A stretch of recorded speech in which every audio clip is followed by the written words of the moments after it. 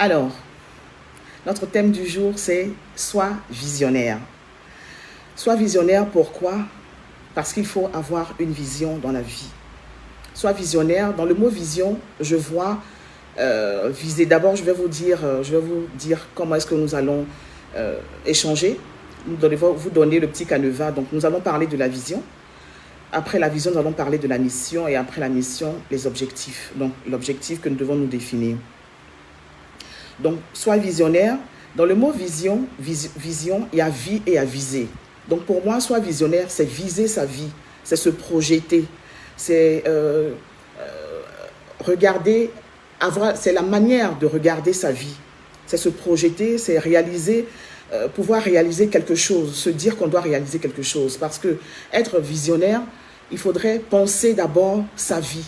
Il faudrait voir qu'est-ce qu'on veut pour soi. Il faudrait se projeter. Parce qu'avant de pouvoir réaliser quelque chose, il faut d'abord l'avoir rêvé. C'est lorsqu'on rêve de quelque chose qu'on réalise, cette chose-là. Et si on n'a pas rêvé cette chose, si on ne l'a pas pensé, si on ne s'est pas projeté sur cette chose, on ne peut pas la réaliser. Parce qu'on n'aura pas tous les rudiments pour le faire. Et donc, pour se projeter, il faudrait justement savoir comment se projeter. Il faut avoir comment se projeter. Avoir une vision, c'est ne pas se projeter comme ça. C'est ne pas vivre comme ça. Avoir une vision, c'est vivre. Et ce n'est pas exister. Quand on a une vision, on vit. Mais on n'existe pas. Tous ceux qui sont là, qui vivent comme ça, de vision. Et vivent comme ça, à cet effet, j'ai une anecdote que je voulais vous raconter. Lorsqu'en 2008, j'ai été débauchée dans un ministère pour travailler avec un ministre, pour être la plus proche collaboratrice d'un ministre. Et donc, j'ai pris fonction. Et lorsque j'ai pris fonction, un mois après, le ministre devait m'envoyer en mission. Donc, je rentre dans son bureau pour une séance de travail. Et puis, il me demande, ma fille, parce que c'est comme ça qu'il m'appelait, ma fille, est-ce que tu as un passeport? Et puis, je dis non, monsieur le ministre. J'avais 28 ans à l'époque. Il me dit, ah bon, tu n'as pas de passeport? Donc, toi, tu es là, tu vis comme ça. Effectivement, je vivais comme ça parce que je n'avais pas de vision. Je ne savais pas qu'un jour, j'allais prendre fonction quelque part et on allait me demander justement de voyager. Et à 28 ans, je n'avais pas de passeport. Et c'était vraiment étonnant pour lui. Tu vis comme ça. C'est ça en fait, ne pas avoir de vision, c'est vivre comme ça. C'est vivre comme ça sans repère. Je vous donne un exemple. Si vous voulez par exemple construire un bateau, si vous devez construire un bateau, vous n'allez pas tout de suite, si vous avez une vision, vous n'allez pas tout de suite commencer à chercher les clous, le bois pour construire le bateau. Vous allez d'abord penser à ce que vous allez faire du bateau. Pourquoi est-ce que vous voulez construire un bateau? Pourquoi vous voulez le créer? Et si vous êtes visionnaire, si vous avez une vision et que vous vous dites par exemple que je veux construire un bateau parce que je veux emmener des personnes en croisière, alors pour ce faire, pour réaliser ce projet, en vous projetant, vous n'allez pas tout de suite aller chercher les clous, vous n'allez pas tout de suite aller chercher le matériel pour construire le bateau, mais vous allez d'abord créer le besoin. Vous allez d'abord créer le besoin, aller vers des personnes et créer le besoin, emmener les gens à aimer, à aller en croisière. Lorsque le besoin sera créé, c'est seulement à ce moment-là que vous pourriez maintenant commencer à construire le bateau. Et vous allez construire votre bateau. Quand il sera prêt, la clientèle est déjà là, forcément, et donc vous démarrez votre activité. C'est ça, avoir une vision. Avoir une vision, c'est aller au-delà. C'est voir le but ultime de quelque chose qu'on veut faire. Lorsque nous naissons, ce sont nos parents qui nous mettent, qui prennent notre éducation en charge, qui nous orientent. Mais lorsque nous devenons adultes, c'est à nous de prendre le relais. Combien de personnes parmi nous ont pris le relais de leur vie? Combien de personnes ont ont rêvé leur vie? Combien de personnes ont un projet de vie? C'est ça la question. Quand on va à l'école, par exemple, nous allons à l'école, nous ne savons même pas, la plupart des gens vont à l'école, mais ne savent même pas pourquoi est-ce qu'elles sont dans telle filière et non pas dans telle autre. Parce que si je me projette, si j'ai une vision, je me dis par exemple, moi, je veux devenir ingénieur, je vais faire des études pour devenir ingénieur. Si je veux devenir acteur, je vais faire des études pour devenir acteur. Mais puisque lorsque nous sommes sur les bancs, nous ne nous projetons pas, nous ne savons pas pourquoi nous sommes à l'école. Notre objectif, c'est de pouvoir valider nos diplômes, c'est de pouvoir passer en classe supérieure, c'est de valider nos diplômes. À l'université, c'est de valider nos unités de valeur et puis avoir nos diplômes. Puisqu'on n'a pas pensé, on n'a pas rêvé, on ne s'est pas projeté au niveau de notre vie, on n'a pas une vision de vie. Alors, quand on a fini d'avoir les diplômes, nous sommes assis et nous avons les diplômes en main, nous sommes sur le carreau. On cherche du travail, on ne trouve pas du travail. Mais est-ce qu'auparavant, je me suis projeté? Est-ce que le secteur d'activité que j'ai choisi, c'est ce que je devais choisir? Il y a toutes ces questions à se poser. Avoir une vision, c'est ne pas être distrait par tout ce qui viendra. Parce que la vie n'est pas linéaire. La vie, c'est un mouvement. La vie change. Alors, si j'ai une vision, quels que soient les obstacles qui seront sur mon chemin, je serai forcément concentré parce que je sais où je vais. Parce que dans mon entendement, je me suis déjà projeté, j'ai mon projet de vie. Et donc, s'il y a des choses qui viennent à l'encontre de ce que j'ai prévu, je me dis non, ça, c'est pas ma vision. Donc, je ne rentre pas dedans. Et je continue, je fonce. C'est ça, en fait, avoir une vision. Je prends l'exemple de Didier Drogba. Didier Drogba est arrivé en Europe parce qu'il voulait jouer au foot. Il savait ce pourquoi il était allé faire. Il a commencé à jouer dans un club. Il a commencé quelque part. Alors, il avait sa vision parce qu'il a été victime de racisme. S'il n'était pas concentré dans sa vision, s'il n'était pas dans sa vision, il ne rentrait pas dans sa vision, il aurait pu abandonner, se décourager pour dire « Ah, je pense que c'est un peu trop compliqué, je vais changer je vais me réorienter. » Mais il était dans sa vision. Il a joué dans un club qu'on appelle Guingamp. Quand tu entends le nom Guingamp, est-ce que ça te donne envie d'aller jouer dans un club comme ça? Est-ce que, à l'époque, je dis, et ce club n'était pas connu à l'époque. Est-ce que ça te donne envie de dire je joue dans un club, lequel? Guingamp. Mais il a commencé à jouer et il a eu des obstacles. Mais il est resté dans sa vision parce qu'il savait ce qu'il voulait, parce qu'il savait ce qu'il était venu chercher. Aujourd'hui, quand on parle de Didier Drogba, on parle d'une légende du football. Il est le meilleur de sa génération. Voilà, il est rentré dans sa vision. Et il est toujours dans sa vision parce qu'aujourd'hui, il brigue le poste de président de la Fédération ivoirienne de football. C'est ça, avoir une vision. C'est savoir où je vais, où je mets les pieds. C'est ne pas vivre comme ça. Ce mot-là, ça m'a marqué parce que c'est tellement juste, c'est ce qui est, comment dire ça, c'est ce qui explique en fait, en français, terre à terre, ne pas avoir une vision. Ne pas avoir une vision, c'est ne pas vivre. Parce que vous savez, il y a des études qui ont montré que 99% des personnes existent, mais elles ne vivent pas. Exister, c'est quoi? Exister, c'est comme les animaux existent. Ils sont là, eux, ils ne pensent pas, ils n'ont pas de réflexion, ils ne réfléchissent pas. Ils ne peuvent pas penser vision. Donc, eux, ils existent. Il y a des personnes qui sont là, qui n'ont pas de vision. C'est pareil. Il ne faut pas exister, il faut vivre. Il ne faut pas être dans les 99% des personnes qui n'ont pas de vision. Il faut être plutôt dans le pourcent qui a la vision. Et pour changer la donne, c'est pourquoi je suis là pour vous donner vraiment l'importance d'avoir une vision. L'école, en fait, nous formate. L'école nous met dans un canevas. Il faut qu'on ait des diplômes. L'école ne nous apprend pas à nous projeter. L'école ne nous apprend pas à nous connaître nous-mêmes. L'école ne nous apprend pas les choses de la vie. L'école nous met dans un moule. Et nous, c'est à nous de pouvoir nous projeter.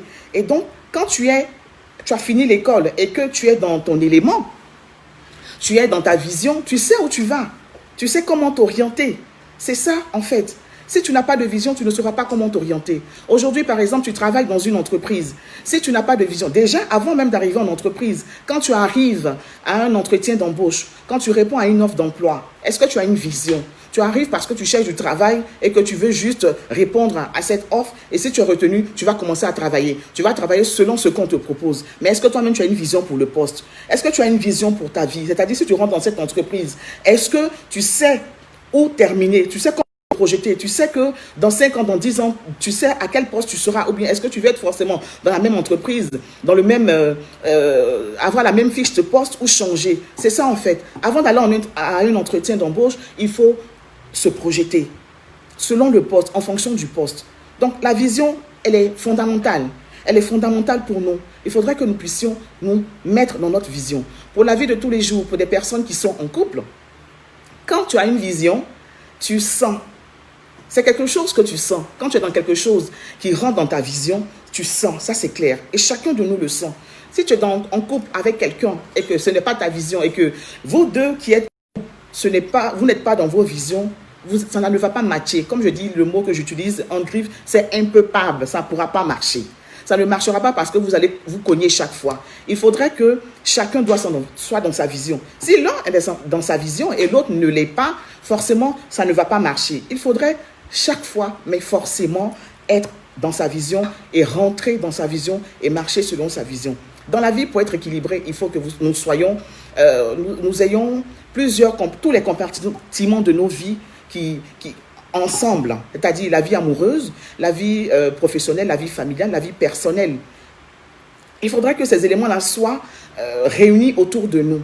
J'ai parlé de vie amoureuse parce qu'on peut être marié et ne pas être amoureux. On peut ne pas être marié aussi et être amoureux. Donc, il ne s'agit pas ici de mariage, il s'agit de vie amoureuse. Si ces éléments-là sont réunis, ta vie sociale, ta vie amoureuse, ta vie professionnelle, ta vie familiale et ta vie personnelle sont réunis, que tu es dans ta vision, il n'y a pas de raison que tu puisses buter. Il n'y a pas de raison que tu puisses souffrir. Tu restes juste dans ce que tu es, dans ce que tu vois. Mettez des cœurs, s'il vous plaît. Pour ceux qui sont connectés, mettez des cœurs pour ne pas que le direct soit signalé. Alors, tu restes dans ta vision et puis tu avances. Et quand tu es dans ta vision, tu le sens. Et il ne faut pas, quand on n'est pas dans sa vision, on patauge. J'aime bien prendre, pour exemple, Helen Keller, cette conférencière américaine, qui est née et est devenue aveugle, sourde et aveugle, alors qu'elle n'avait que 19 mois.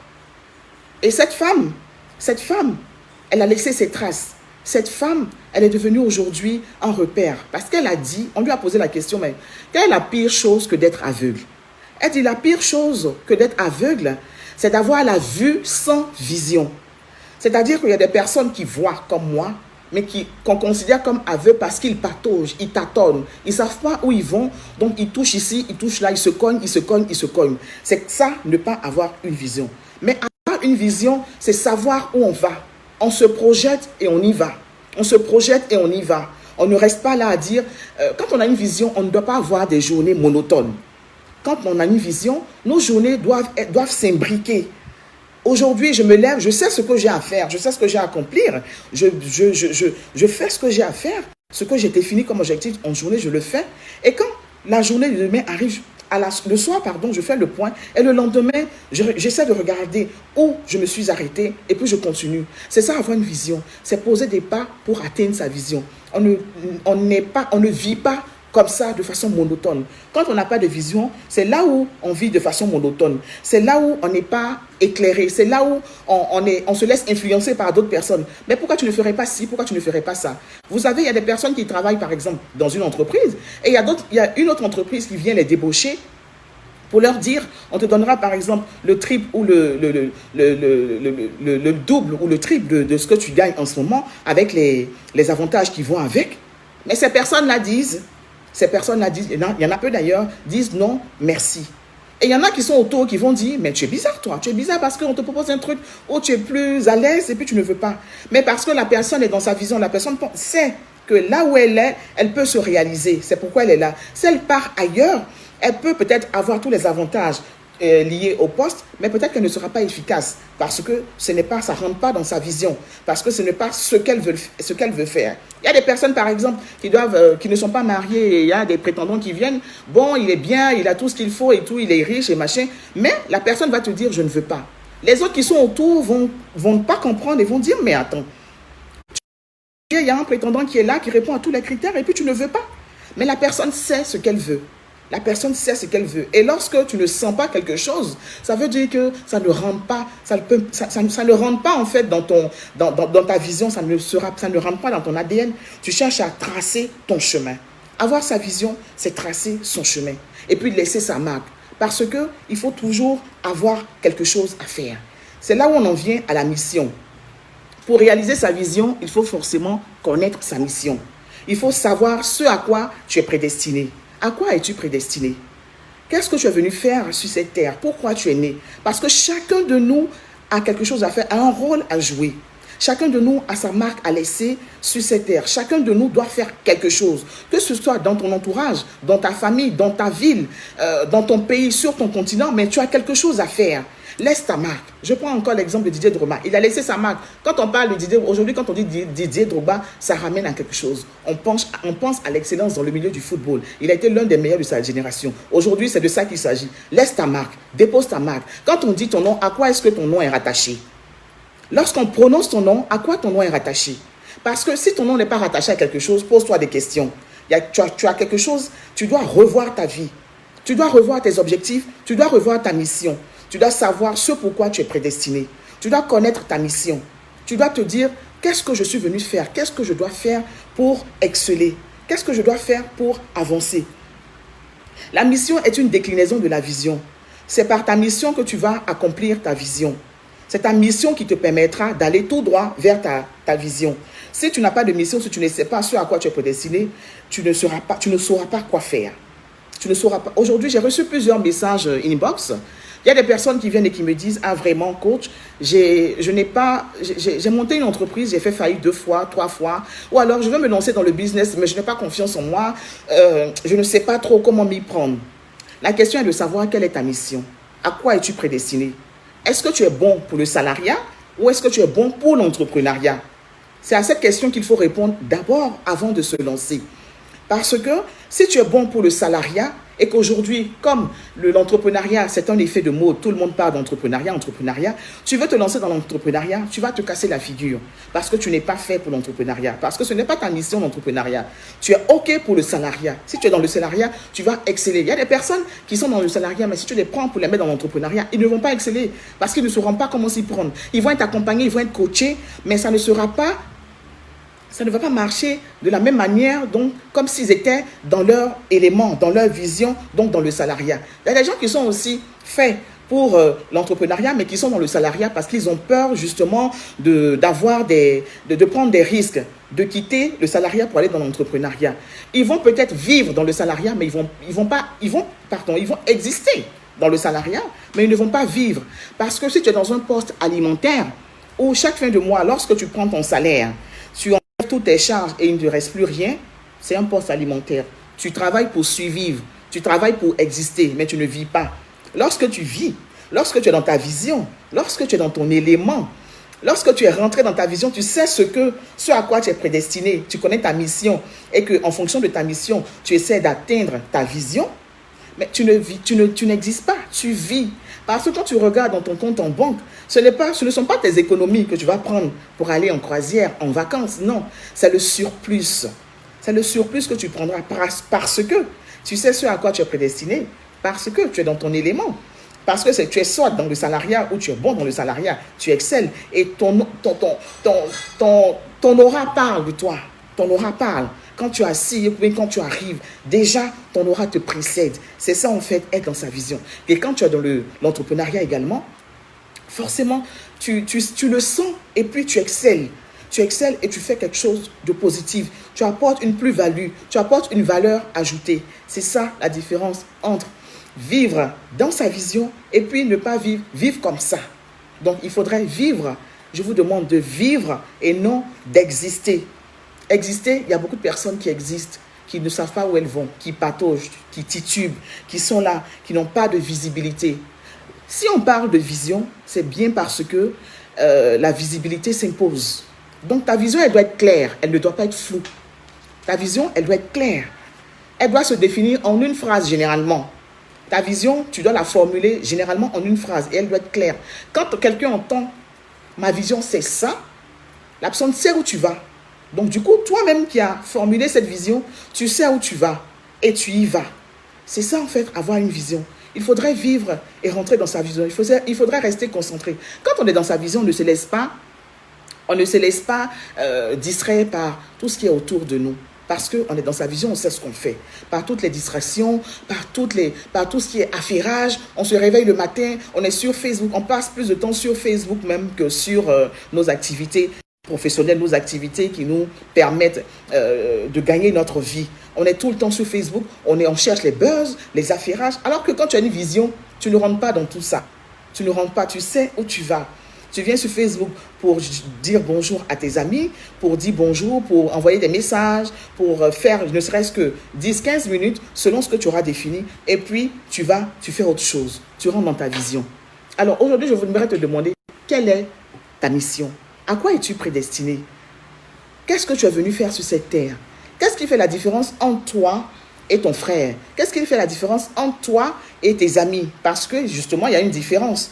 Parce que ta mission te rend différent de ton frère, de ta soeur, de ton ami et d'autres personnes. Tu es toi parce que tu es toi. Parce que ce que tu as en toi, c'est toi qui l'as et non d'autres personnes.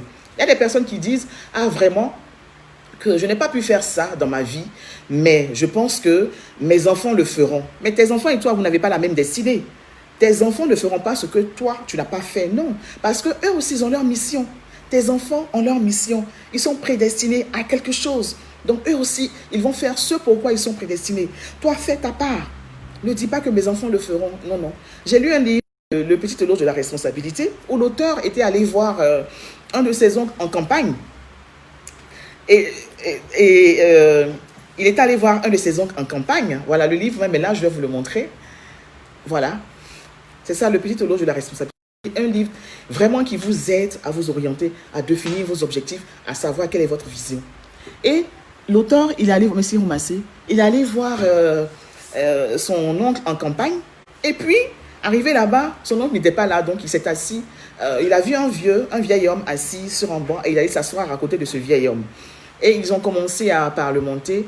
Et le vieil homme n'avait que des regrets. Il lui disait vraiment qu'il y a des choses que j'aurais pu faire que je n'ai pas fait. Et vraiment, je regrette.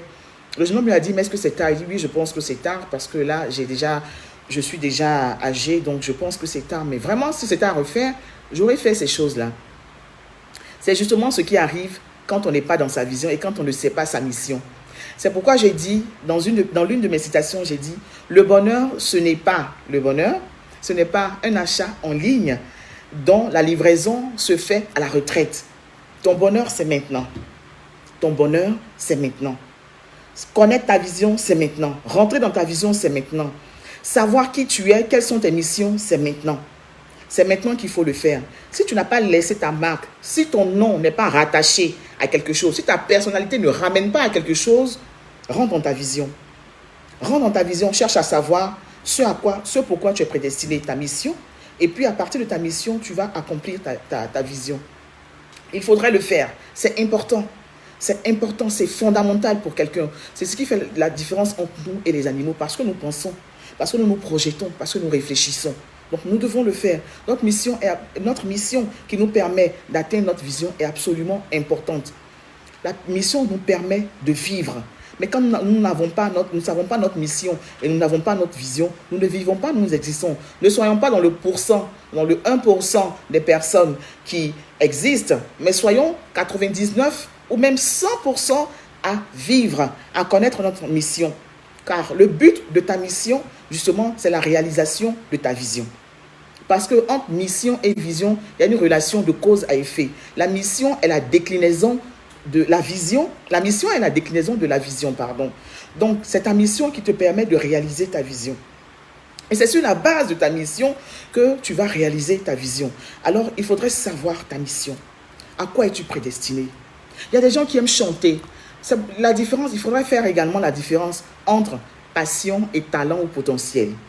Ta passion n'est pas forcément ce avec quoi tu vas gagner ta vie. Ta passion, ça peut être le football. Tu peux aimer le football, mais est-ce que tu sais jouer? Est-ce que tu sais jouer au football? Est-ce que tu as les pieds pour jouer au football? Tu as les jambes pour jouer au football? Tu as le corps d'athlète? Est-ce que tu sais shooter dans une balle? Pourtant, tu aimes le football. Alors, le football n'est pas forcément ton talent parce que c'est ta passion. Ça reste juste ta passion, mais ce n'est pas ton talent, ce n'est pas ton potentiel. Il y a des gens qui aiment chanter, mais ce n'est pas leur mission de chanter, d'être chanteur, d'être artiste. Donc, ils vont rentrer en studio, ils vont être arrangés par les meilleurs arrangeurs du monde. Mais quand ils vont sortir leurs morceaux, ça ne va pas marcher comme ça se devait. Parce que ce n'est pas ce à quoi tu es appelé. Parce que ce n'est pas ta mission. Donc, c'est tellement important, il ne faut pas rater ce coach-là. Il y a beaucoup qui ont raté ce coach. Moi, vraiment, ce que je voulais faire, c'était ci. Mais je n'ai pas pu le faire. Pourquoi? Parce que tu n'as pas défini ta mission. Tu n'as pas défini ta mission et tu n'es pas rentré dans ta vision. La mission, on l'a à l'intérieur de soi. Ça se sent à l'intérieur. C'est-à-dire qu'on peut trouver notre mission en nous connectant à notre intuition. Mais pour te connecter à ton intuition, il faut que tu puisses être calme. Il faut que tu puisses rentrer en toi-même. Il faut que tu puisses te concentrer. Si tu n'es pas concentré, tu ne peux pas le faire. Donc, toutes les distractions qui sont autour de toi t'empêcheront justement de savoir ce à quoi tu es prédestiné parce que tu vas vouloir faire comme les autres. Ah, quelle personne a fait telle chose, ça marche, je vais faire. Telle personne a fait si ça marche, je vais le faire. Mais est-ce que c'est ta mission? Est-ce que tu as les mêmes compétences? Est-ce que ce que tu dégages en toi te permet de le faire? C'est ça la question qu'il faut se poser. Il ne faut pas se lancer dans des choses sans le savoir, sans savoir les tenants et les aboutissants. Il faut savoir d'abord ta mission avant de te lancer. Donc vraiment, c'est ce à quoi je vous appelle. Aujourd'hui, il est question de laisser ta marque. Il est question de déposer ta marque. Ton nom fait allusion à quoi? Ta personnalité ramène à quoi? Rappelle quoi? C'est de ça qu'il s'agit. Il faut que tu te dises, moi, il faut que j'accomplisse quelque chose. Il faut que j'apporte une valeur ajoutée à mon continent, à mon pays, à ma ville, à ma famille, à mes proches, à des personnes avec lesquelles je travaille. Il faut que j'apporte ma pierre à l'édifice. C'est ça que tu dois faire. C'est ça ton rôle. Et il faut que tu le définisses. Il faut définir ton rôle. Si tu ne peux pas, on peut t'accompagner. Mais déjà à l'intérieur de toi, c'est-à-dire que la vie, comme je l'ai dit, elle n'est pas linéaire. On vit des expériences qui sont différentes les unes des autres. Mais toutes les clés sont en nous et autour de nous. Toutes les clés pour affronter la vie sont en nous et autour de nous. Il faut pouvoir se concentrer, observer, regarder dans des choses, des objets, s'inspirer des objets, des personnes. C'est ça qu'il faille faire. C'est ça, en fait, la manière dont nous devons vivre pour vivre épanoui, pour vivre heureux. Je vous assure. Alors, je vous ramène encore dans ce ministère où j'ai travaillé. Et dans ce ministère, après 2 ans, 2 ans et demi, le ministre me demande, mais ma fille, tu as fait une maîtrise en gestion, tu ne veux pas rentrer à l'ENA et puis être soit DAF quelque part, administrateur dans un service public, dans un ministère et tout. Il le disait parce qu'il pouvait m'aider à rentrer à l'ENA. J'ai dit, monsieur le ministre, non, ça ne m'intéresse pas. Il m'a posé la question plusieurs fois. Et je lui ai dit, non, monsieur le ministre. Il m'a dit, mais tu es bizarre, hein, toi, la petite. Donc, j'ai dit, oui, monsieur le ministre, parce que ce n'est pas ce que je veux faire. Il a oublié qu'il m'avait dit que je vivais comme ça. Donc, ça m'est resté là. Je dis justement, il ne faut pas vivre comme ça. Ça m'a emmené à prendre conscience. Et je me suis dit, je ne suis pas faite pour les services publics. Je ne suis pas faite pour l'administration. Moi, j'adore les challenges. Si je reste dans l'administration, je ne pourrai pas m'exprimer. Je ne pourrai pas faire ce à quoi je suis prédestinée. Je ne pourrai pas rentrer dans mon élément. Et donc, je ne suis pas rentrée à l'ENA. Il y en a qui m'ont dit, tu es bizarre également. Oui, sois bizarre. Sois bizarre si ce que tu veux faire ne rentre pas dans ta vision, sois bizarre. Accepte d'être bizarre si le couple dans lequel tu dois entrer, ce n'est pas là où tu dois être, sois bizarre. Sois bizarre si l'entreprise dans laquelle tu dois rentrer ou l'entreprise qui veut t'embaucher n'est pas celle que tu souhaites ou n'est pas celle dans laquelle tu peux t'exprimer ou ne fait pas partie de ta vision, sois bizarre. Accepte d'être bizarre pour vivre ta vie. Parce qu'il ne faut pas vivre par procuration, il faut vivre sa vie. Accepte d'être bizarre pour rentrer dans ta vision. Accepte d'être bizarre pour vivre ta vie. Parce qu'avoir une vision, c'est justement se dicter les règles soi-même. Se dicter les règles de sa vie. Et non pas vivre selon ce que les autres nous disent. Écouter par-ci, écouter par-là, et puis faire ce qu'on nous demande. Faire ce que les autres nous demandent. Ce n'est pas de ça qu'il s'agit. Avoir une vision, c'est de prendre les commandes de ta vie. D'après John Maxwell qui disait que les pessimistes se plaignent tout le temps du vent. Oh, mais vraiment, ce pays-là, mais vraiment, cette crise sanitaire-là, vraiment, ça nous empêche de faire telle chose. Vraiment, la jeunesse on n'a pas de boulot, tout. Ça, ce sont les pessimistes qui tiennent ce langage. Les optimistes, eux, ils attendent que le vent tourne, tout simplement. Ils vont dire, oh, ça va passer, bon, ça va passer, je pense qu'on va se relancer. Je pense qu'on va reprendre les choses et tout ça. Ce sont les optimistes. Mais les vrais leaders, selon John Maxwell, ce sont ceux qui ajustent les voiles. Parce que la vie n'est pas linéaire, c'est un mouvement, la vie. Pour vivre en abondance, il faudrait pouvoir suivre le mouvement, accompagner le mouvement de la vie.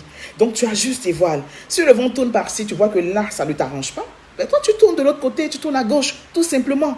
C'est ça, avoir une vision, c'est prendre les commandes de sa vie, c'est diriger sa vie. Ce n'est pas se laisser diriger par les autres, ou ne pas se laisser influencer par les autres, ou alors se laisser dicter par les règles de la vie en général, ou alors écouter les autres et suivre les exemples des autres, suivre la vie des autres pour être comme les autres. Non, avoir une vision, c'est vivre ta vie.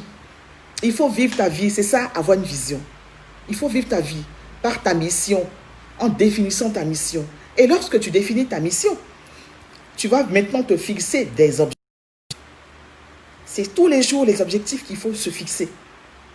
Les objectifs vous te permettent d'arriver quelque part. Ce sont en fait des engagements, des objectifs, ce sont des engagements en termes d'action à entreprendre. Si tu ne sais pas, il faut que tu le saches. Ce sont des actions, des objectifs. Comme j'aime à le dire, c'est l'action qui déplace les montagnes.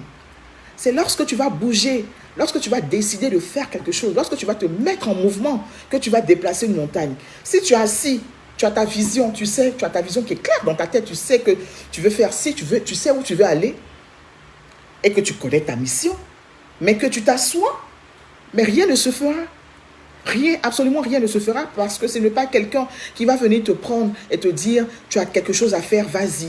C'est toi-même, tu dois te lever, te mettre en mouvement. C'est ça les objectifs, c'est à ça que nous servent les objectifs. Le matin quand tu te réveilles, tu définis tes objectifs. Qu'est-ce que je dois faire aujourd'hui? Mais en fonction de ta vision, en fonction de ce à quoi tu es prédestiné, de ta mission. Et tu définis tes objectifs journaliers. Quand tu as des objectifs dans la vie, dans la journée, tu ne t'ennuies pas, tu ne patauges pas. Bien au contraire, les journées sont courtes. Et tu arrives, il faut les coucher les objectifs. Il faut les écrire sur papier. Parce que généralement, on dit ce qui n'est pas écrit ne sera pas fait. Parce que notre sens le plus développé, c'est la vue. Tant que tu n'as pas vu quelque chose, comme Saint Thomas on le dirait, mais parfois Saint Thomas il a raison. Tant que tu n'as pas vu quelque chose, tu ne crois pas. Lorsque, je te prends un exemple, lorsque tu dors dans la nuit et que tu te réveilles par un bruit, il y a un bruit qui te réveille, tu as entendu le bruit, mais tu vas sortir, aller constater, voir ce qui a fait le bruit, si effectivement il y a quelque chose qui a causé ce bruit-là. Tant que tu n'es pas sorti à le voir, tu ne vas pas te convaincre que tu as entendu ce bruit. Donc, la vue est tellement importante, il faudrait pouvoir coucher sur papier nos objectifs journaliers. Nous devons définir nos objectifs à court, à moyen et à long terme. Et tous les jours, essayer d'atteindre ces objectifs. Même si on n'a pas pu atteindre 100% de nos objectifs, ce n'est pas grave. Ce n'est pas grave. On remet à demain, mais demain, on s'apprête à faire mieux. On se prépare à faire mieux. On se prépare dans la tête parce que tout se passe là avant de pouvoir l'accomplir, avant de pouvoir le réaliser. Aujourd'hui, on parle du mindset. C'est ça, l'esprit positif. Il faudrait pouvoir penser ce que tu veux faire, l'écrire sur papier et puis suivre à la lettre ce que tu as écrit. Tu peux les ajuster, tes objectifs, parce que, comme je l'ai dit, la vie n'est pas linéaire. La vie, ça change. Donc, en fonction justement de ce que tu appréhendes, de ce que tu vois, tu peux te réorienter. Tu peux revoir ta vision.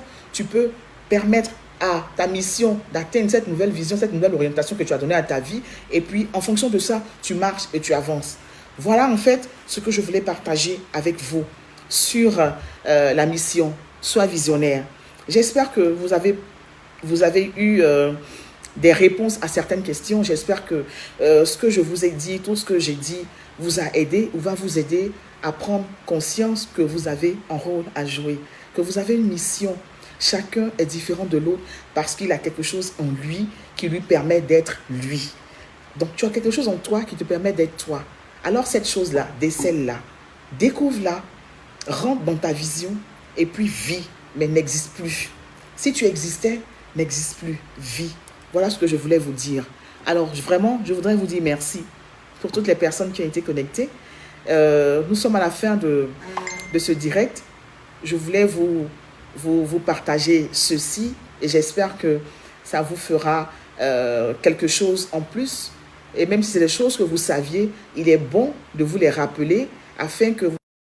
Parce que on sait des choses, il y a des choses qu'on sait, mais il y a on ne fait rien. On ne fait rien justement pour les mettre en pratique. Et donc, moi, mon rôle, c'est de pouvoir te rappeler certaines choses, c'est de pouvoir te dire certaines choses, c'est de pouvoir te mettre sur le droit chemin.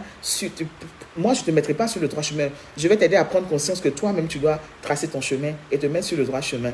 Voilà un peu ce que je voulais vous partager.